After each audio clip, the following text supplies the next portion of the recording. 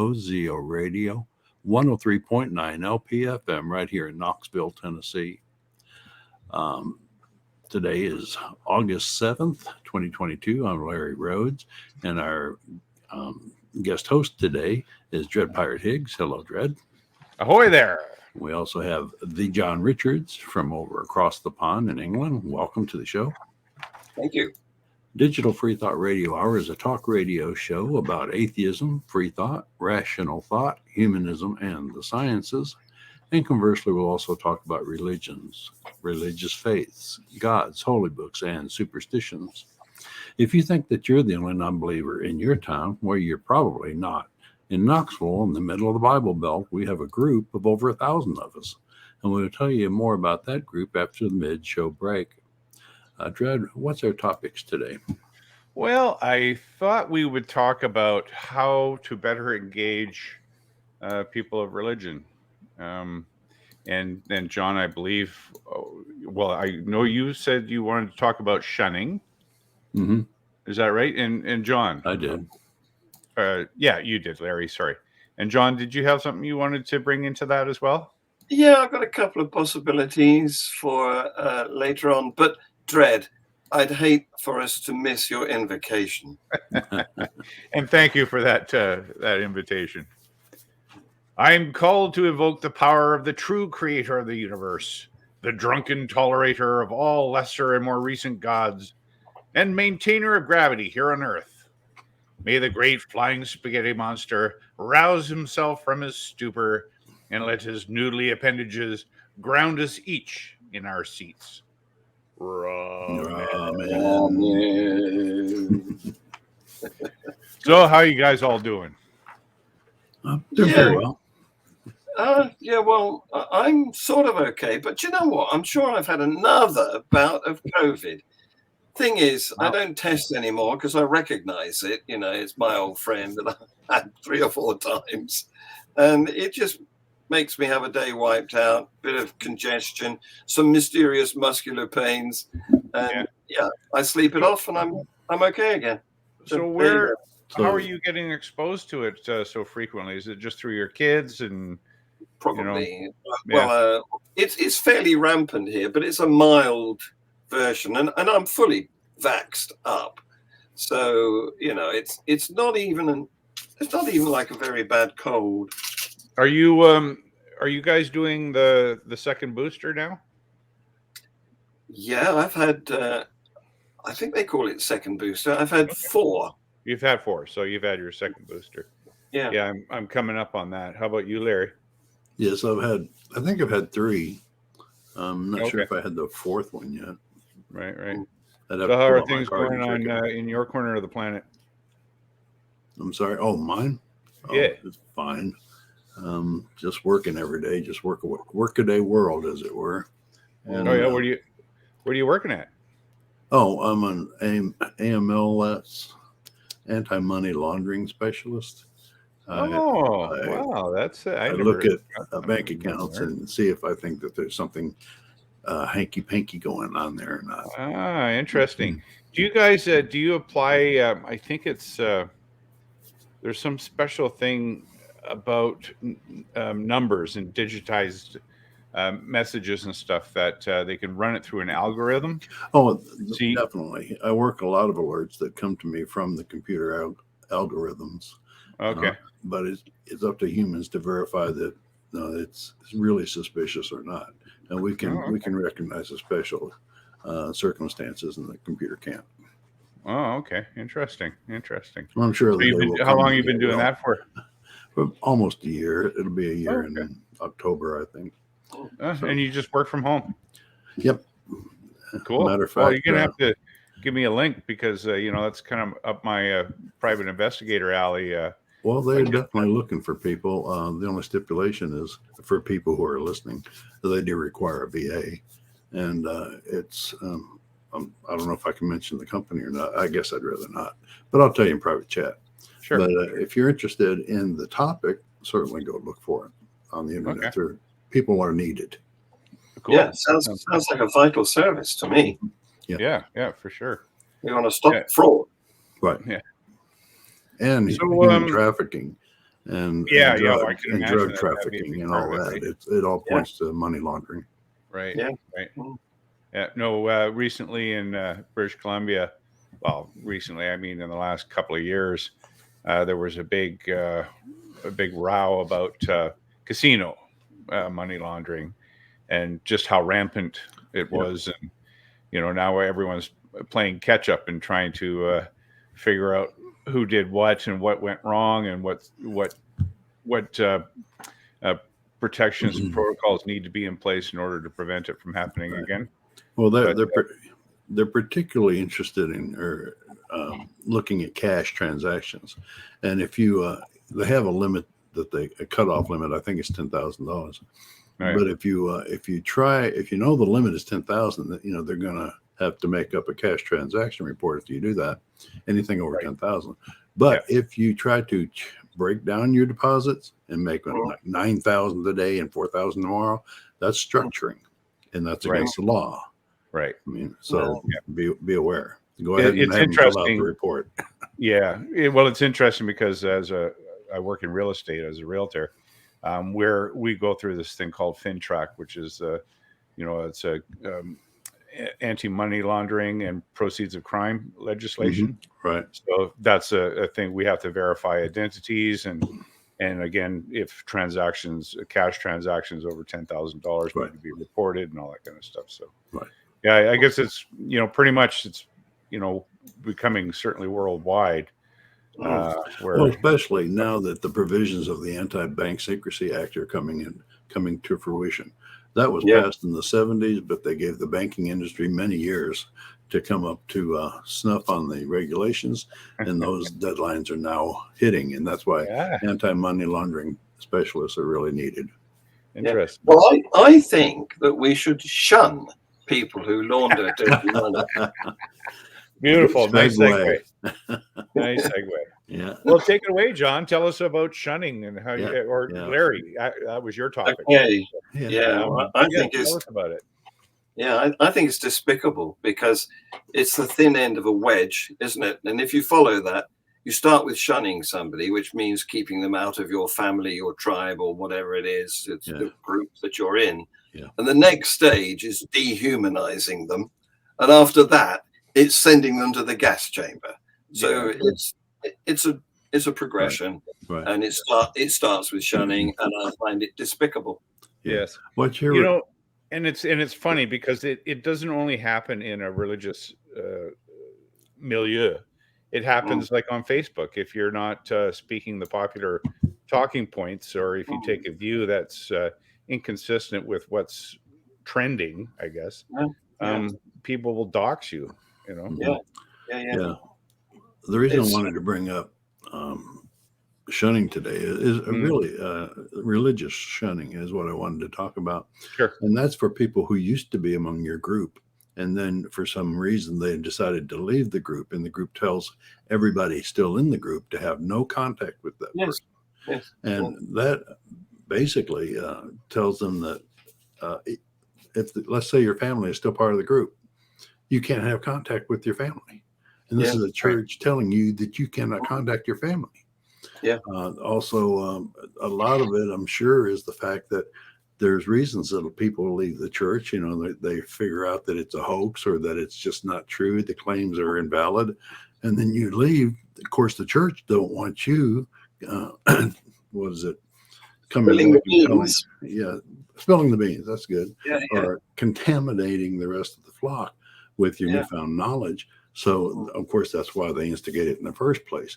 But it's a despicable practice, and most churches, I'll have to say, do not practice this. But there are an awful lot of them that do. Well, there's three. Bring it up. There's three sects in particular that do this, isn't there? There's the JWs. Yep. Mormons. Right.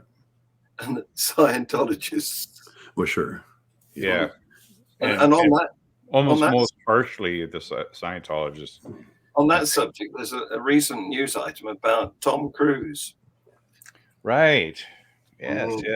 You want to go into that a little bit? I don't remember seeing that. Yeah, go ahead, John. Okay. Yeah, sure. Well, as you know, he's just played his hero role in the latest blockbuster movie and earned Hollywood about $1 billion in the first few weeks of it being released. And in order to do that, he downplayed his usual very public endorsement of Scientology because it's not so trendy now, it's not so popular. In fact, it's had so many attacks from former, ex-Scientologists Right. that the reputation is now trashed. It's been associated with trafficking, people trafficking, Human trafficking. Mhm. yeah, and other nefarious pursuits. So Sure. he Fraud. doesn't want to be all associated with it now, and neither does John Travolta, I suspect. Right. Isn't it outlawed there in Canada, Dread? What's that? Scientology? Sorry. Is Scientology outlawed in Canada? I heard It's somewhere. not outlawed. No. Oh, I okay. don't think it's recognized by the CRA as a charitable organization or a religious It wouldn't charitable be. organization. Yeah. Okay. Well, that's good, but they can still practice there. Yeah. Well, yeah, and they've actually got a great big building right on, one of the main streets in downtown Vancouver. Wow. With their little, yeah, it's they've been there. They've been well established for many, many years. Yeah. Okay. I'm surprised. We've got one of their buildings just up the road from me here. I'm ashamed to say. Yeah. But they've obviously picked up some fame and some money in the past from their pyramid scheme, as it's been described. Ponzi, a Ponzi scheme. Yeah. Most organized religions are. Yeah. Well, and that's a curious thing too, when you think about it, is like, sort of this outsider test of faith is viewing Scientology in a worse light than the Roman Catholics or the Mormons or the JWs or any other religion for that matter. It's all toxic. It's all part of the same, It's format, really. Just a matter of degree, isn't it? That's it. That's it, right? Yeah, and the worst part to me is that, even worse than Catholics, I hate the concept of confession, and that you carry into the church every dirty thing you've ever done and tell them, every member of your family does, every member of the society that's Catholic carries it in there, but at least they don't record it. Scientology as far as you know. Yeah, as far as I know, that's true. Yeah.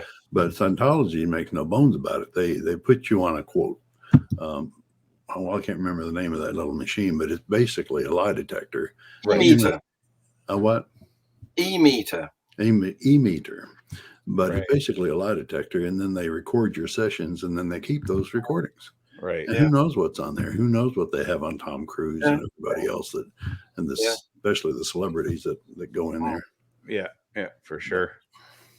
So as far as Shunning goes, there's those groups, of course, the three that you mentioned that make it it's sort of an out practice.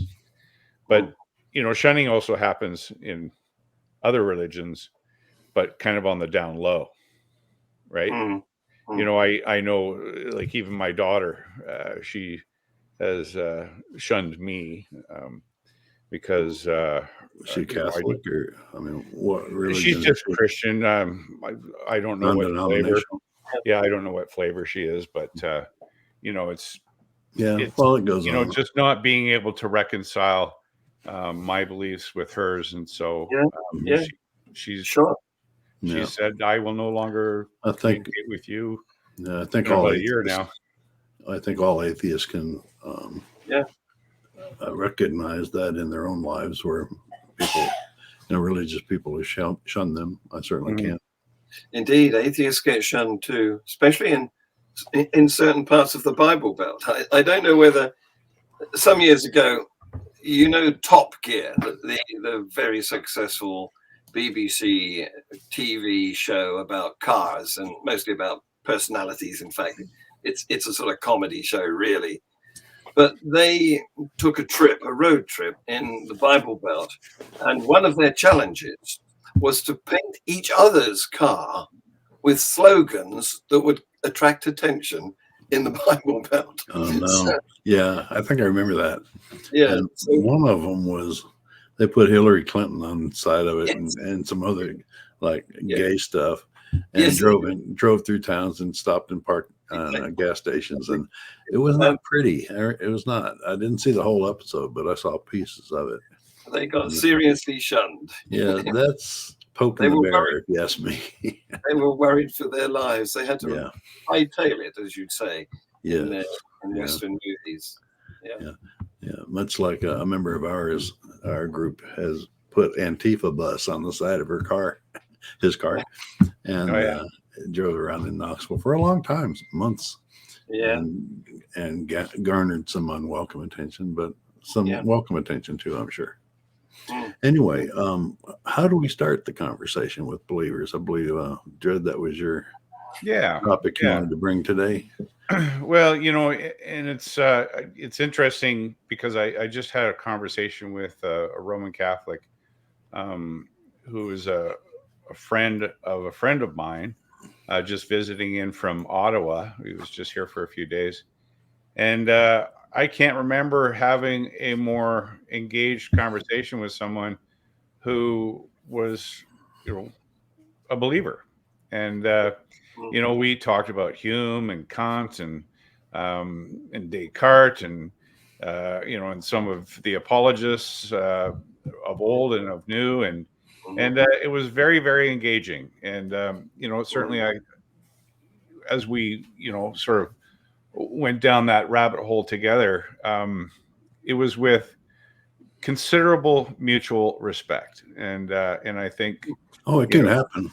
Absolutely. Yeah, it can happen. Yeah. No, but it was just, and that's what kind of got to me, like how do you make that the norm? Like how has that become? How do you make that a practice, right? Well, like I was thinking, like there's the SE, the street epistemology or Socratic examination. But that tends to be a one-sided conversation, right? Because it tends to be the questioner and the interlocutor, and it's the examination of the interlocutor's methodology for coming to believe what they believe, or their epistemology. Yeah. But in my most recent experience, it wasn't that. It was a much more of a sharing. We changed roles like quite often. He'd be the interviewer and I'd be the interlocutor, and we just go back and forth like that without any kind of managed, like without a program, without kind of any intentionality on how that was going to work. So I wonder what your guys' experience of that might be. John? This is the opposite of shunning, really, isn't it? This is holding out the hand of friendship. Right. And trying to engage with the opposite side, as it were.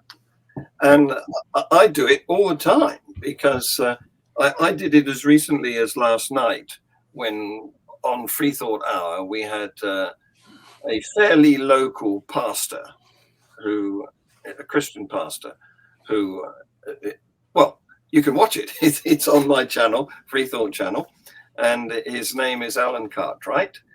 And he has a church in High Wycombe, which is sort of South Midlands of England. And we had a very nice conversation. Of course, he's a lovely guy. We agree about almost everything except the one thing. And if you look at that conversation, you'll find that we sort of agreed to disagree about the one thing. But where you can't do this is on social media, because social media is such an aggressive place. There's no cues of humanity coming off the text, is there? Right. Yeah. So, and that's where I meet my guests usually on a Facebook group called Unbelievable ? Mm-hmm. And that's where I met Alan.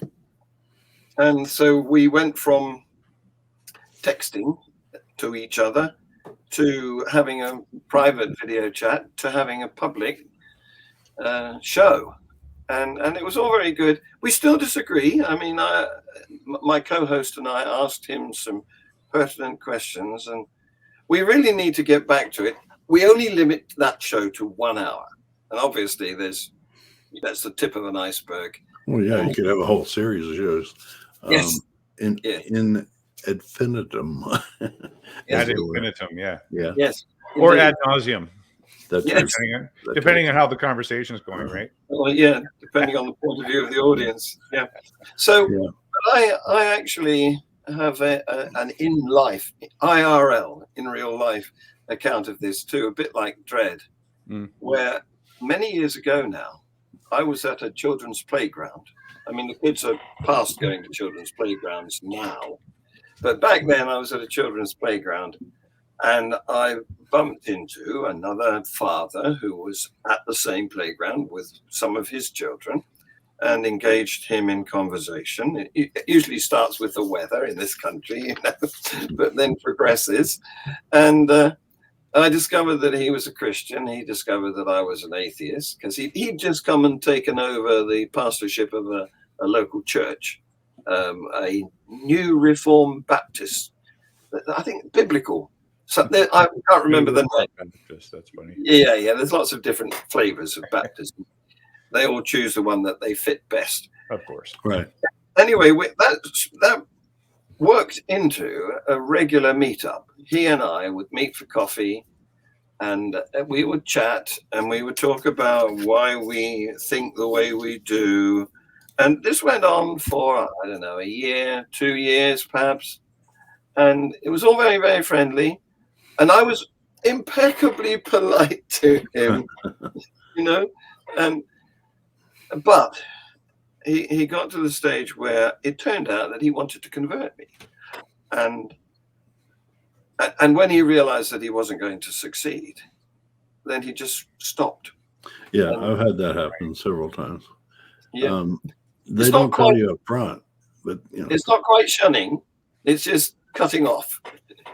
He doesn't respond anymore. If I approach him, he doesn't. No, I'd say that's shunning. Okay. I've had many conversations, not only online but in person. I used to. I'm 72, and I've been off and on retired for, I don't know, 6-7 years. Yeah. And I'd go downtown, sit at the park with a Ask an Atheist sign out there. I'd go to the University of Tennessee campus and sit and talk to kids there. I've had a lot of conversations, and there's nothing more rewarding than having a good back and forth between people, a good, respectful back and forth. And it happens a lot more than you would think. But sometimes, feelings get worked up as soon as you exist, basically. Right. I've had people throw slurs at me just walking by, throwing slurs at me. Yes. And then, of course, they'll be the first to say that the Christians are the persecuted group in America. Right.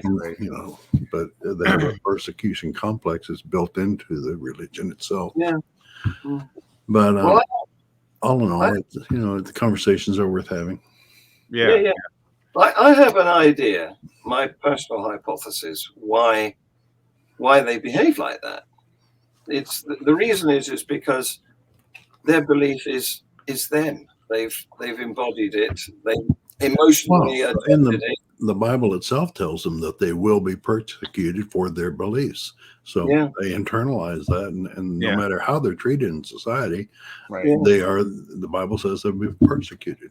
It's any opposition that it's built in victimhood. Right. Yeah. It's persecution. I don't have to do that because, I've got evidence. I don't need to be emotional about what will happen if I jump out of this window because, it's incontrovertible. But when there's matter that is dubious and you've nailed your flag to the mast of one side or the other, then you can only defend it emotionally. Right. And of course, if that's challenged, then you're going to take it hard. Yeah. Right. My boss used to say, that's your baby. It's something that you work up and present. It's your baby. And if anybody criticizes it, they're criticizing your baby. And it's the same thing with your religion or your livelihood or even your looks for that matter. Yeah, that's the thing. It's because they own it. Now, I Right. don't have to own the laws of gravity. They're not mine. They're public. Right. Yeah. Well, and just like Larry is alluding to, is that we're very invested in our beliefs and tend to not be able to distinguish ourselves from our beliefs. And so if our beliefs are attacked, it feels like a personal attack, Right. Mhm. right? And I mean, the saying goes is you can hate the game, but you don't need to hate the player, No. right? Mhm. It's it's not ad hominem, and most people just don't get that attacking their ideas is not the same as attacking a person. Just recently, actually, I was having a sort of a text off with the pastor of a local Baptist church here, Yeah. because I wanted to, because I broached the subject of updating the entrance signs into our community that list all the religious and spiritual services available. Oh. And of course, the sign currently only displays those Christian religious and spiritual services. Really? Not even Yeah. Hindu or So- Muslim or any of that? Exactly. And so anyway, I had, like the Pastafarians, we've been in our local spiritual directory in the newspaper. Yeah. It comes out every 2 weeks. The spiritual directory is free, and those that offer services get to advertise their services for free. And so we've been in there as Pastafarians for the last 4 or 5 years. Yeah. As have the Baha'i and a Buddhist church, or not a church, but a Buddhist organization. And so, my motivation was to not only get the Pastafarians up on this sign, but to be inclusive of other belief systems, which are not necessarily Christian. Right. And man, did he just take wholly offense to that. It's like, well, it's a private sign and we put it up. And it said, you actually have no evidence to that effect because I have already done the research. And it's, these signs have been erected as they were essentially a gift to the community. So they're actually posted on public land. Well, that's even better. Doesn't entitle them to any say about it. Well, right? you know what? Gift your own sign. And if they won't put it up, then you've got a discrimination issue. Yeah. Well, actually, but what I was trying to do in all fairness was to engage them to be open enough to allow. That would be the first step. I don't know. Yeah. But I thought I would do the right thing in my mind, do the right thing first by engaging them in a polite way. To see if they would be willing to participate. And when push comes to shove, my own sign's going up, or our own sign, and I'll get the Baha'is and the Buddhists to see if they're interested in participating as well. Okay, well, very good. We're probably at the bottom of the hour here, eh? Yeah, that's right. At this point, we should probably break for station identification. This is the WOZO radio station at 103.9 LP FM here in Knoxville, Tennessee. And we'll be right back after this short break. All right. Well, you'll have to clip this out of the recording because if I stop recording, I'm going to have to send you a new link for the second half. Okay. I'm ready to go back in if you are. Yeah, sure. Okay. 5, 4, 3, 2, 1. Welcome back to the second half of the Digital Free Thought Radio Hour on WOZO Radio 103.9 LP FM here in Knoxville, Tennessee. Let's take just a moment to talk about the Atheist Society of Knoxville. ASK was founded in 2002. We're in our 20th year now with over 1,000 members. We have weekly in-person meetings in Knoxville's Old City at Barley's Tap Room and Pizzeria. Look for us inside at the high top tables every Tuesday evening between 5 and 8 o'clock. Or if it's pretty weather, we'll be outside on the deck. We also have Tuesday evening Zoom meetings if you'd like to join us. If you can't get out, you're not in Knoxville, just want to sit at the computer and talk to other atheists for a little while, join us by emailing us at askanatheist@knoxvilleatheist.org or let'schatsE@gmail.com, and we'll send you the link.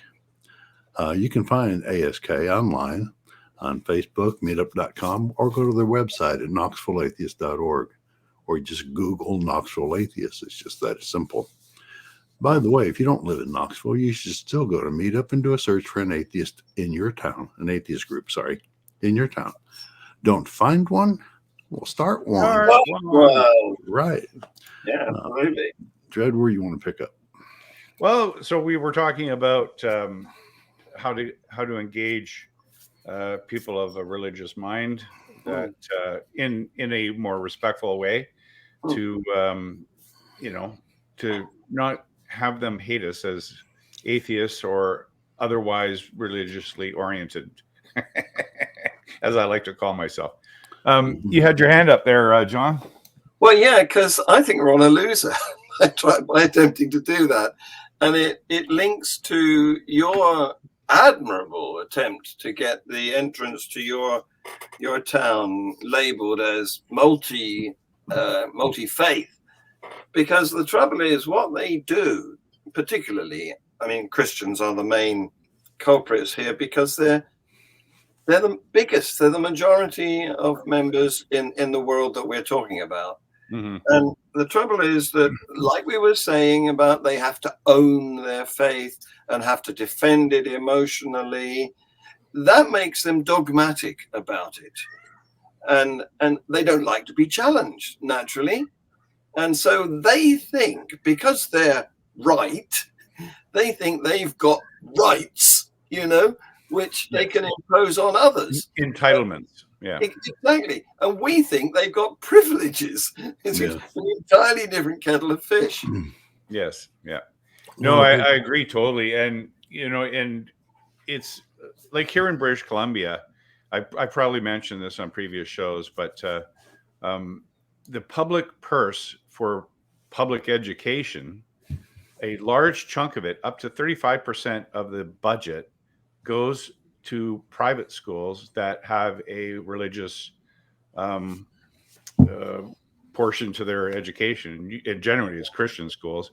There's some Muslim or Islamic, and here in and also here in British Columbia, by statute, churches, of course, get a considerable tax benefit on property taxes. And then municipalities, once that has been knocked down by 90% under statute, they go hat in hand to the municipal councils and area directors to have relief of the remaining 10%. And of course, that's not enough. They've got to now claw their way to include parking lots, which can, of course, be twice to three times the size of the footprint of the building that houses their faith. And they do this completely unapologetically. It's an expectation and entitlement. And how dare you speak against it? It's horrible.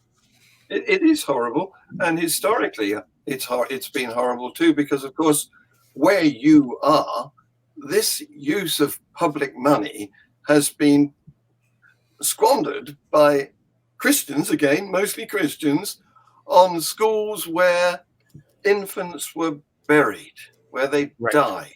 Yeah. The indigenous peoples who were trying to be divorced from their culture and language and everything. And this has reached such a pitch that even the Pope has had to go over to you and apologize quite recently. Well, and what's really striking about that is, I believe that apology was completely vacuous. And the fact that many of the Native peoples are religious, Christians, identify as Christians. So, somehow they've been sated by that apology, and that's enough. And of course, at the same time, I see other, reports from Indigenous families who've suffered that indignity for 3 or more generations, Yeah. who say, well, you know what? I never got to see the Pope. The leaders get to see the Pope.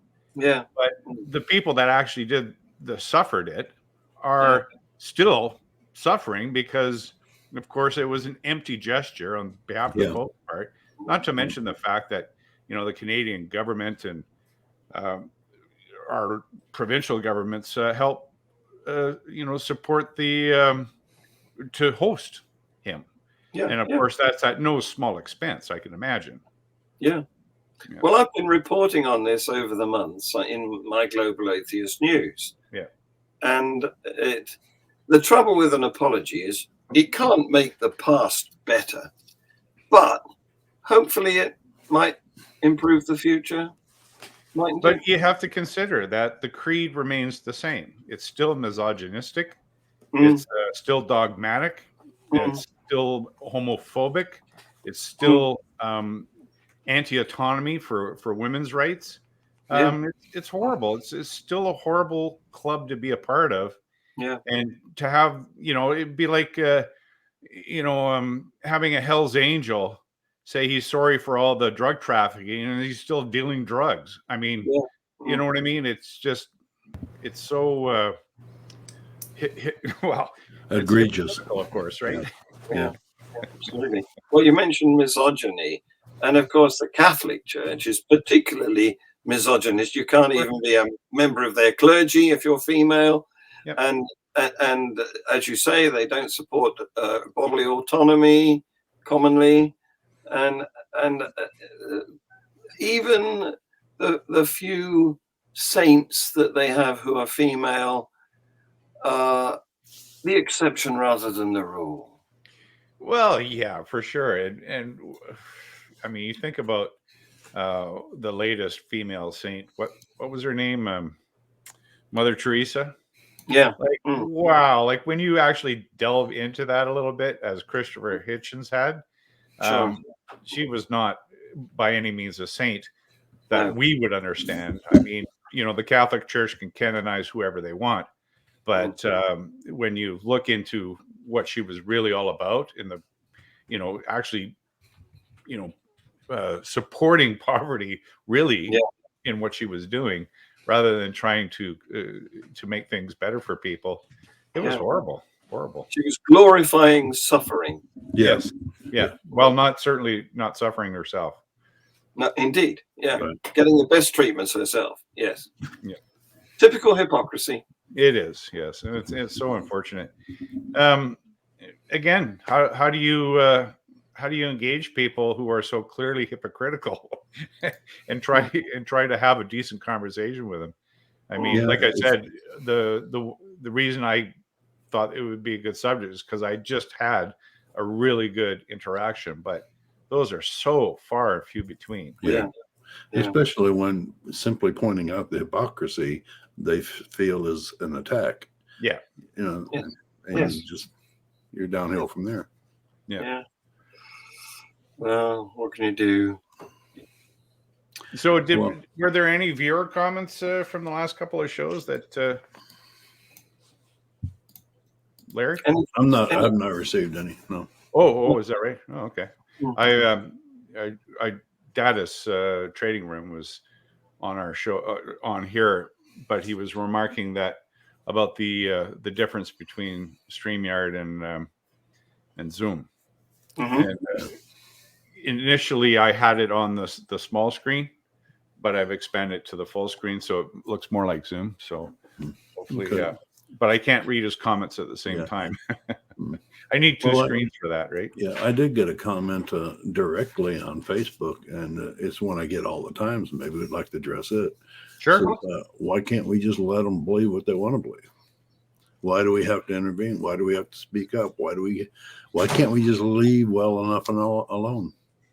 John, take it. I'm going to turn that round, because I don't care what nonsense anybody believes, but I strongly care when they try and inflict their views on us. Right. Talk about hypocrisy. Yes. Yeah. They want us to be quiet, but they certainly aren't themselves. Yes. Well, it was interesting when I told you about talking to this Baptist pastor. He said, "Well, you guys just mock the Bible."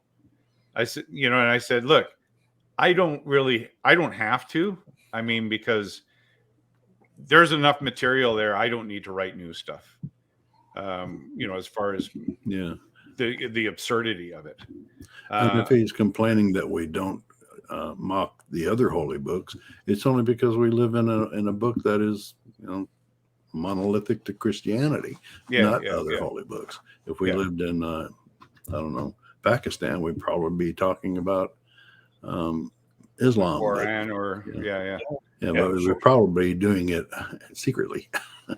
Yes, under threat of death for apostasy or blasphemy or whatever. Yeah. Right. It's pretty striking. But go ahead. I was going to say also that like as far as institutions go, like right now, I've just been sent an FOI package. I haven't received it yet. Freedom of Information package from ICBC, which is the Insurance Corporation of British Columbia, with respect to my wearing this in my license. Oh, yes. Yeah, update. So I've asked for all correspondence, like even inter-office correspondence with respect to it. Anything that has to do with Pastafarianism, Tricorn, Colander, Pastafarianism, or Church of the Flying Spaghetti Monster, or anything to do with myself personally. So I'm looking forward to that probably thick package because it goes back as far as 2016. Did you get an attorney to form your question or form your query for that? No. It was actually really straightforward.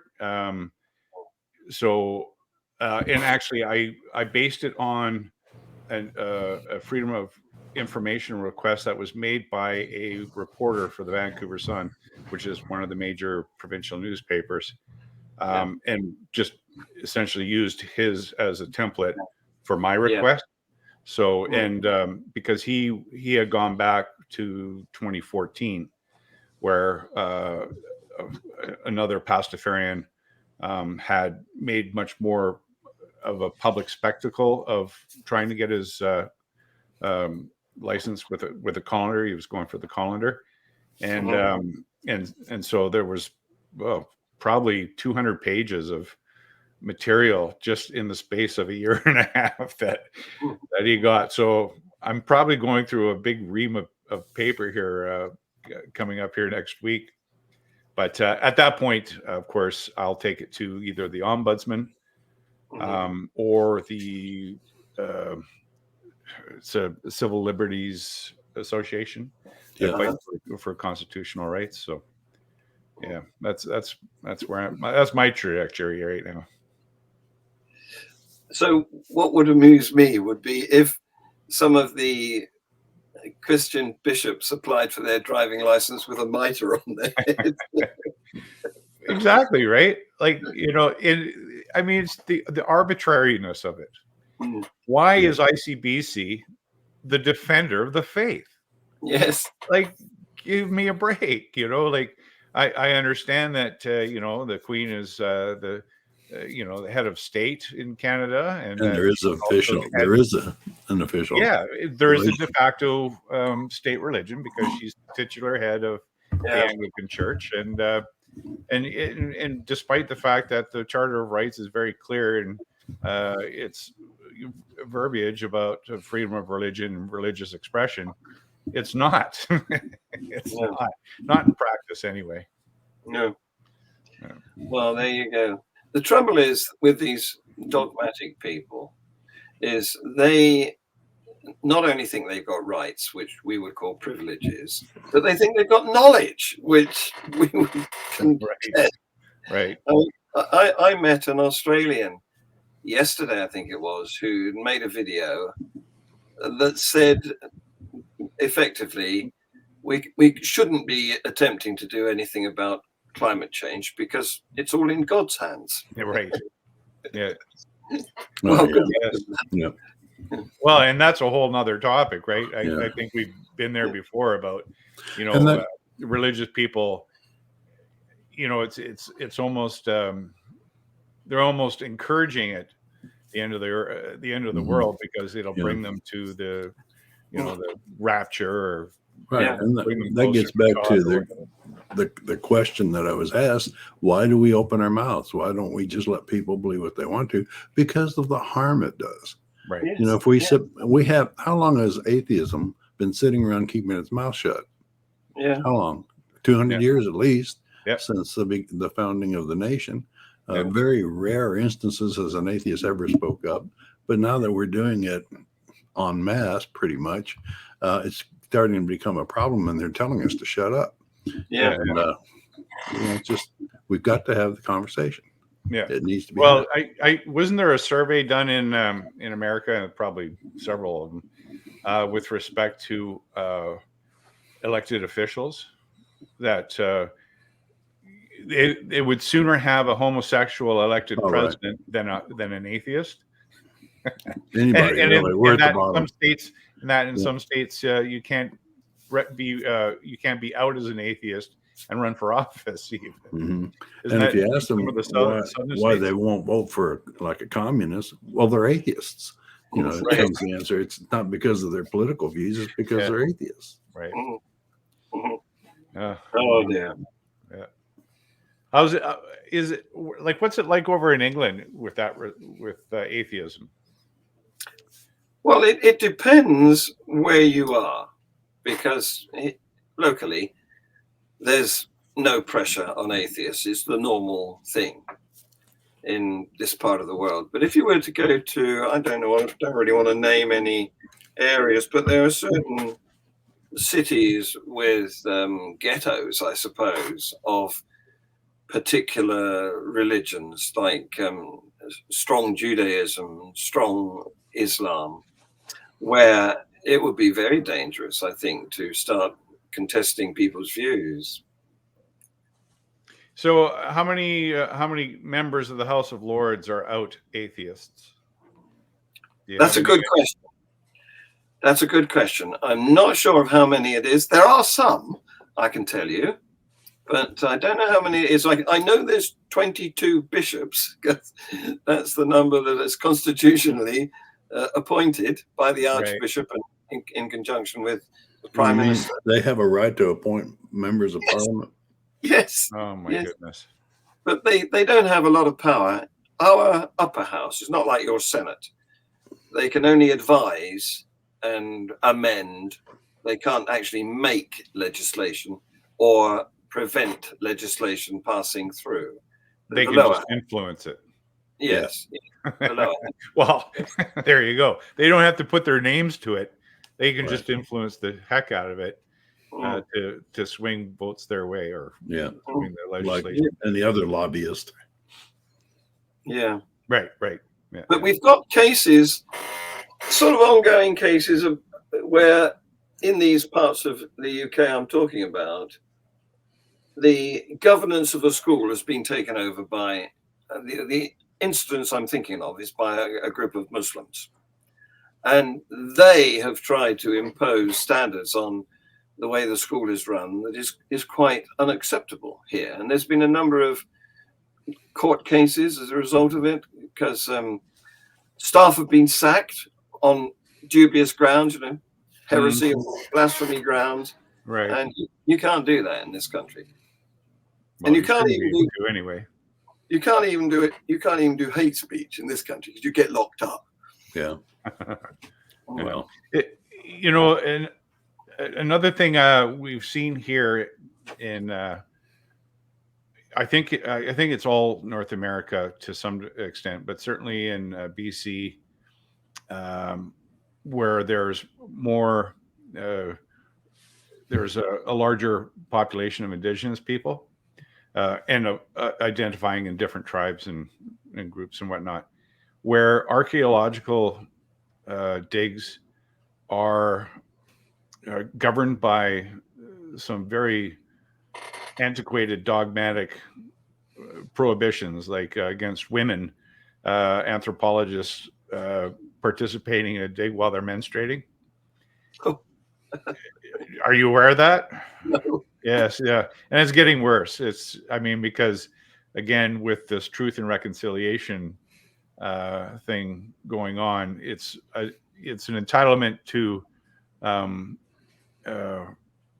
to respect their beliefs, and that, again, as we were talking about, where we should be able to separate a person from their beliefs, Right. and that beliefs, of course, are always open to ridicule Right. or investigation or criticism.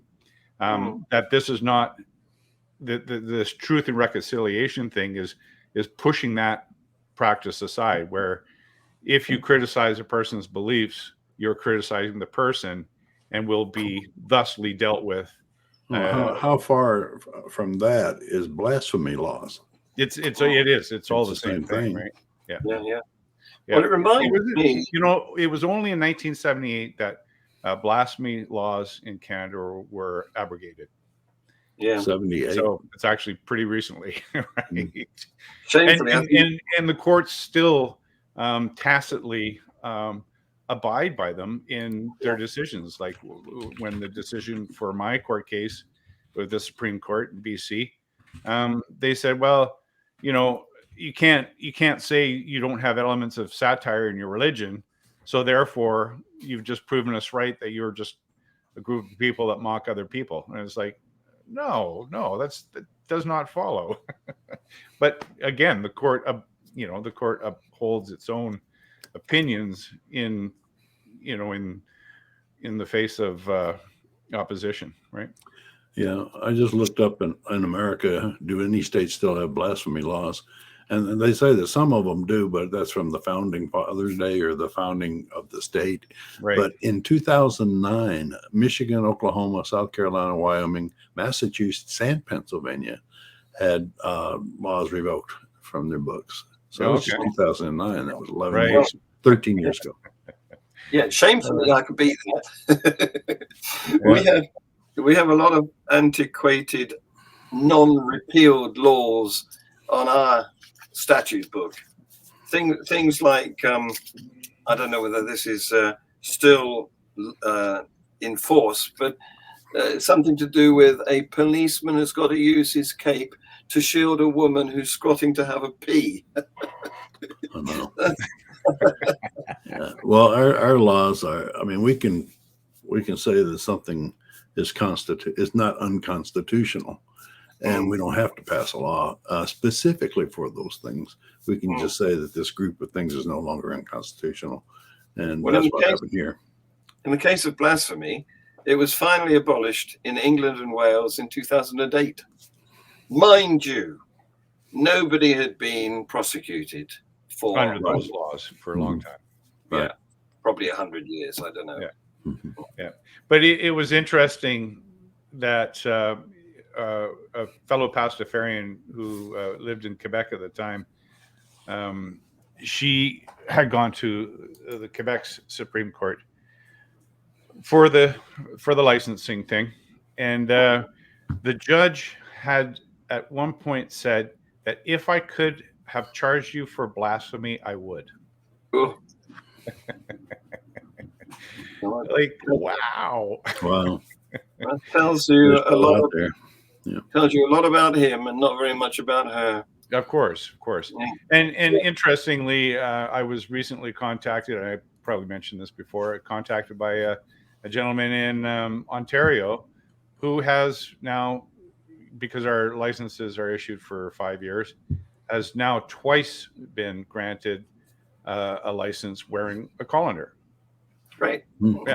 Cool. So his current one expires in 2024 or something like that, and he reached out to me and said, I just heard about this, and there you go. Go ahead, Larry.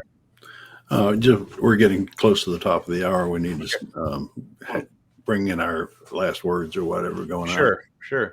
So where can we find you, John? I'm on Free Thought Channel. That's all you have to do. You put those 2 words into the YouTube search bar, and that's our channel. It's not just me. I've got a team of people. Yeah. Isn't there a hyphen between free thought or something? One word. Free thought. Yeah, I hear you. Go ahead. Yeah, you can find my stuff. I'm on YouTube. I live stream this at 8 a.m. or 7 a.m. Pacific Daylight Time on my YouTube channel, Mind Pirate, MINDPYRAT. I also, when I am available, participate on Free Thought production, Global Atheist News Review, where I get to have some opinions about things. And I love it. And I do that. I live stream that on my channel as well at 11 a.m. Pacific Daylight Time on Sundays. Yep. How about Larry? Where can we find your stuff? 2 words. Digital Free Thought. I always used to count them as 3, but who cares? Digitalfreethought.com. And be sure to click on the blog button for our radio show archives, the atheist songs. We have dozens of them on there. And even though Steve, says there are no atheist songs. Who is that? Steve Martin. Oh, Steve there Martin. Are many. My YouTube channel can be found by searching for Doubter 5 or Digital Free Thought Radio. You can find my book, Atheism, What's It All About, on Amazon. If you have any questions for the show, send them to, thank you, Dred, askanatheist@knoxvilleatheist.org or let'schatsE@gmail.com, and we'll answer them on future shows. You can find the Atheist Society of Knoxville at knoxvilleatheist.org. If you're having trouble leaving religious beliefs behind, you can get help at Recovering from Religion. The website is recoveringfromreligion.org. You can find this show on podcasts everywhere. Just search for Digital Free Thought Radio Hour. If you're watching this on YouTube, be sure to like and subscribe. Remember, everybody is going to somebody else's hell. The time to worry about it is when they prove that heavens and hells and souls are real. Until then, don't sweat it. Enjoy your life, and we'll see you next week. Say bye, everybody. Bye-bye. Bye.